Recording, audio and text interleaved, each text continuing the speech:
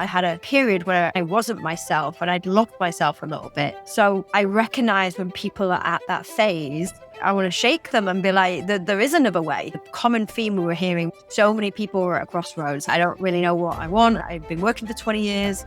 So I think there's definite a need for this. I have this limiting belief that I shouldn't charge for things I find to be valuable. Just saying it sounds ridiculous, right? So you want to reach your destination. I have a valuable service to offer, but you don't want to pay for it. Like, it would be crazy, right? Michelle, great to see you again. Hello, nice to see you again. It's been a while. Not a while since we chatted, but a while since we've done a recording. Oh, yeah, for sure. And even longer since we saw each other in person. Yes. Michelle is one of my favorite remote people in the whole world. Like, all over the whole world, to be honest. You've designed your own life. You don't follow the path. Some people might even call you a rebellion. Or a rebel. What is it you do? In a nutshell, I help senior professionals to get their next or their first remote role. Let's break that down. Yes. That is people who have been working in their chosen field or have been working in the working world roughly for at least 10 years. And that's not to say that I haven't worked with people that are just starting out. Is what I've found is the people that have been working in that field for 10 years plus seem to have a good idea of what they want and, more importantly, what they don't want. I think it took me until I was in my early to mid 30s as well. And that's the thing, you know yourself better, right? You get to your late 30s, you get to your 40s, you tend to know yourself and what you want a little bit better. So there's less of the ambiguity. And what often happens actually when you get to people more in the late 40s, 50s category, people have woken up and then said, when I ask them, like, what are you looking for? What do you want? And they'd start going on about their experience. So I've done this and I've done that and I'm good at this. And I was like, no, I didn't ask you that. I asked you what you want. And they're like, flummoxed. They don't know how to answer the question. You're like, got experience in this and I've got experience in that. I'm like, no. So some people, when they've got to a certain threshold, they've really not stopped and thought about what they want. But when you start asking what they don't want, they seem to be able to say that a little bit better. I love that. What do they want versus their experience? It's very aligned with kind of the process I'm forcing myself through right now. So I want to double click on that. Actually, I want to double click on it now, but I am going to stay patient and wait a little. Why do you do what you do? It's a good question. It sounds really fluffy to say I love helping people, but I do. I have always been a bit rebellious. I've always been the kid who asked why, and I never just accepted rules for the way that they were. I was hard work as a kid, and I think probably as an adult as well. I'm one of these people who have designed my own life, and that's what I've been doing most of my life. But I had a period where I wasn't doing that, and I wasn't myself, and I'd lost myself a little bit. So I recognize when people are at that phase where they're not intentionally living their life and they're just going to work and they're doing this because they don't think there's anything else. I want to shake them and be like, there is another way. They're completely happy doing that, and that's fine.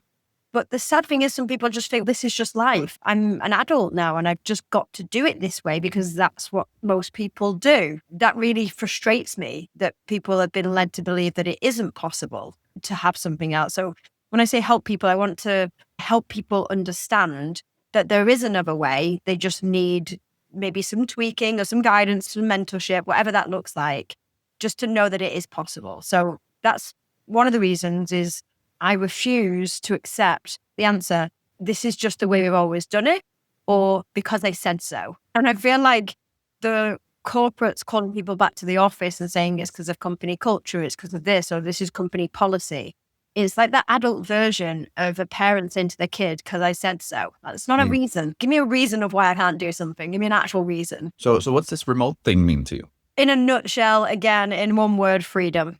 It isn't about not going to an office. It isn't about not commuting necessarily. It's about freedom. It's about the freedom of choosing where you work best and when, because you're an adult and you can choose where you work best. And that's what it's about. I had a call with someone the other day, which was really interesting. And it stopped me a little bit because I hadn't heard this perspective before. And I said to him, I was like, why is remote so important to you? And he's like, it's not. And I'm like, why are we on this call then? Like, why do you want to join the academy if remote work's not that important to you? He's like, it's out of necessity.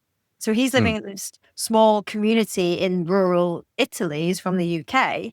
there's not many companies as a senior products manager that he can join in a rural community in Italy. So he's got a few options. He can do a job that's going to pay half of what he's used to earning, and his family will have the same life that they have. Move out of this community that they love living in and move to a city, or get a remote job. Well, I like that perspective a lot. Yeah. So it's more choices and freedom. Yeah. And that freedom comes down to what I call life design again. It's realizing that work doesn't have to be the center of everything you do of your life. Like it's an important part of your life. I'd even love it to be something you're engaged in and passionate about, but it's not your life, right? Yeah. There are other things. There's family, there's friends, there's hobbies, there's what environment you fit into. Like I'm Norwegian. I'm the world's worst Norwegian. I hate the cold. I hate skiing, right? I am miserable when it's dark and cold. Same. So I could choose to just follow the path and stay in Norway. Bali, London. Yeah, no thanks. And look, I had my dream job. Like I was head of startups at Google in the Nordics. Like I had hit jackpot. But when I got that call, it just wasn't worth it. I'd love to continue, but I wouldn't move back to Stockholm for it. Yep, exactly. And so many people are not brave enough to make that decision because they think they're an idiot if they don't choose that because that's what everyone else would want. And like, how can you give that up? And you got this opportunity, but I think it's a braver path not to take it. All right. So you said you love helping people, genuinely love what you do. To what degree would you say you're living your purpose? I honestly don't know. And I don't even know if we all have a purpose. I don't think it's that deep. I think we're put on this earth, just put on this earth. Like, I really don't know if I'm sitting here from a deeper purpose of like, I'm fulfilling that. I feel like I am now. Is that the path I'm supposed to be on? I don't know. So Okay. It's not something I've sat and analyzed too much, to be honest. I've spent way too much time thinking about it.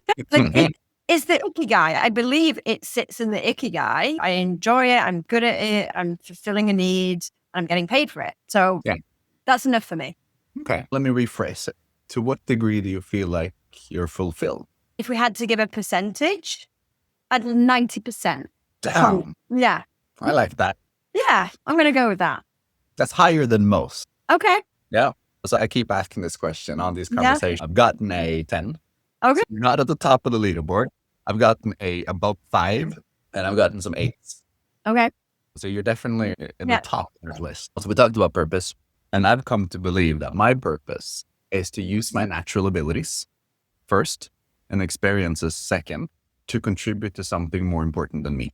So that triggers 2 questions, right? What are your Yeah. natural abilities and what is more important than you? What's your contribution? That's what I'm trying to figure out. I have landed in during this 9 months of travel and introspection that I am, more than anything, I'm a teacher. A teacher, not a coach, or both? A teacher, not a coach. Coaching has big elements of teaching in it, Yeah. mentoring even more, right? Yeah.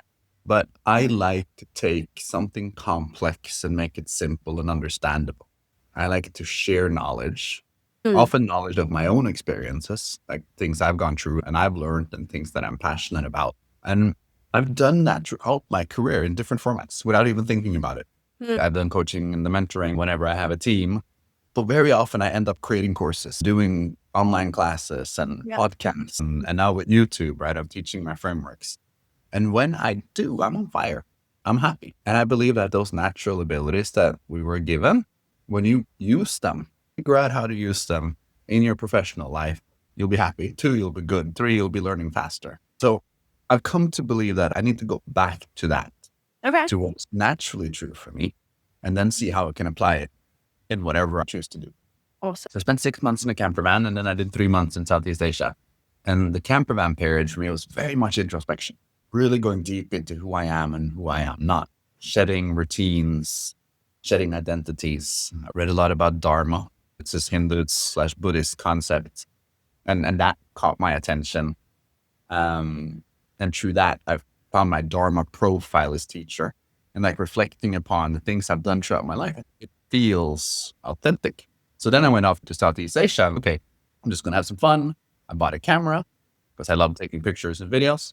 Like, cool, I want to use this to teach, do an experiment. I'm going to do episodes where I share my frameworks in short YouTube episodes. So when I'm at Amkarbat, I speak about Dharma, right?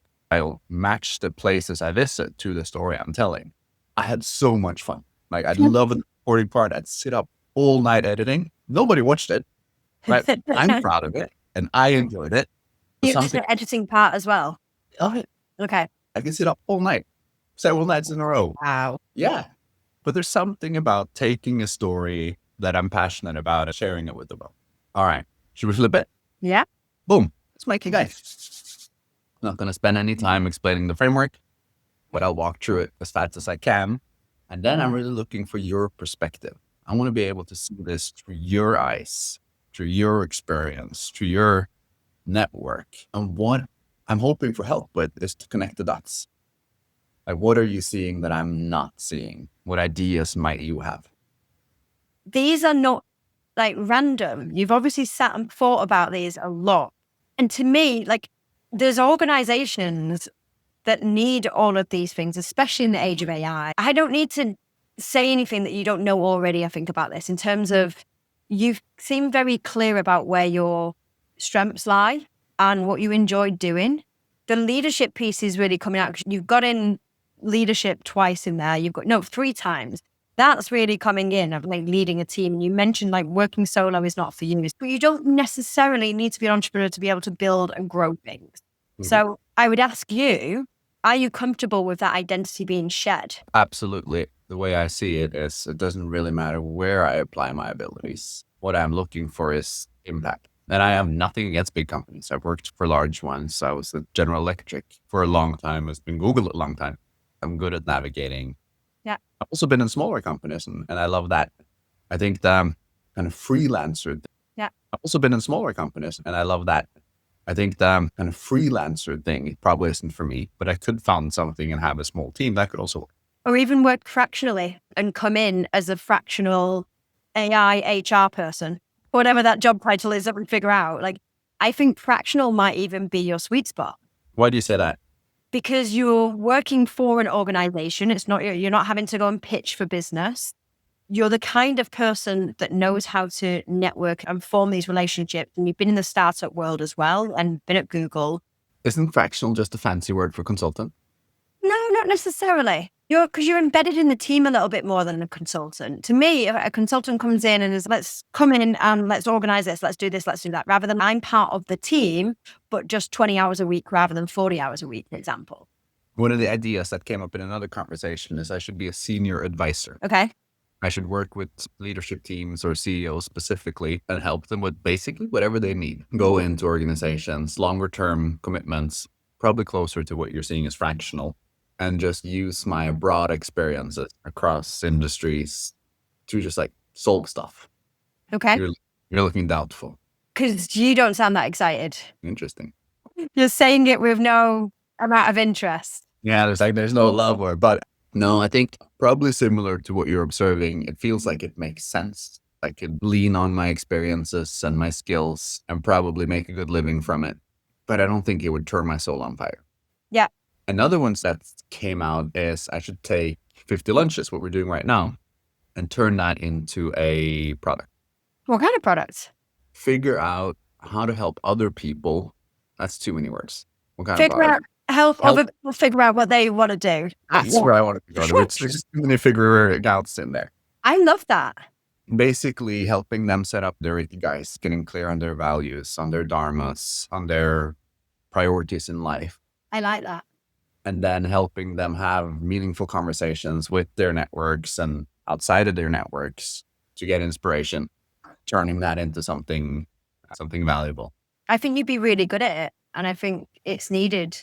And I tell you where that might fit in nicely. So I know a guy here in Bali. I used to work for his company and I quit to start Remote Rebellion. And now we're friends and he sold the business. And he went to this retreat where people were going in at turning points in their life. And I did a silent retreat a couple of years ago. And the common theme we were hearing once the silence ended, so many people were at a crossroads. I don't really know what I want. I've been working for 20 years.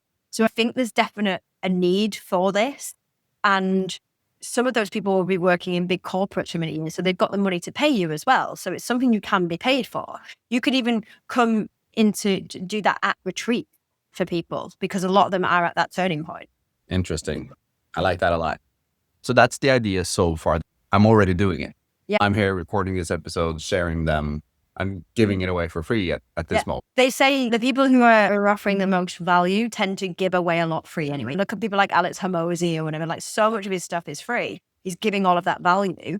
So people can go and watch all of this for free. They can go and watch the YouTube. The same way I can go and watch personal training videos, but I'd rather go to the gym and work with a personal trainer, you know, to actually like work with me. I think you can put all of this amazing content out. People still want to work with a human. Yeah. For me, this is so far the one that speaks to me the most.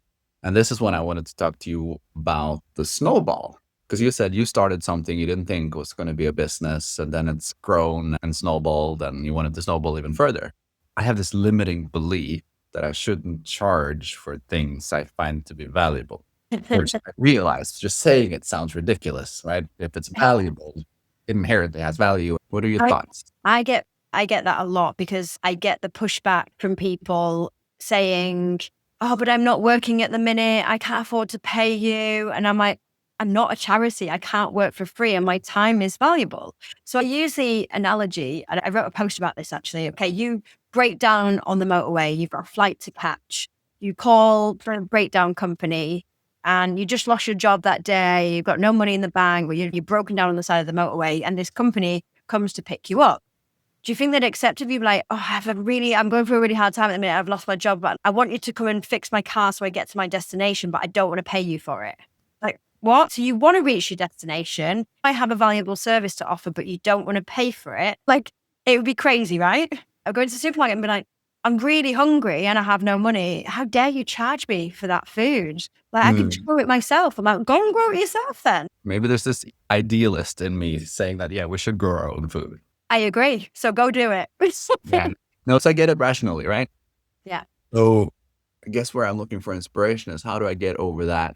By working with someone and seeing how much you've helped them, and for that person being completely happy to pay you for helping them to change their life. If you can have a case study of someone, how different their life is now, and they were more than happy to pay me for it.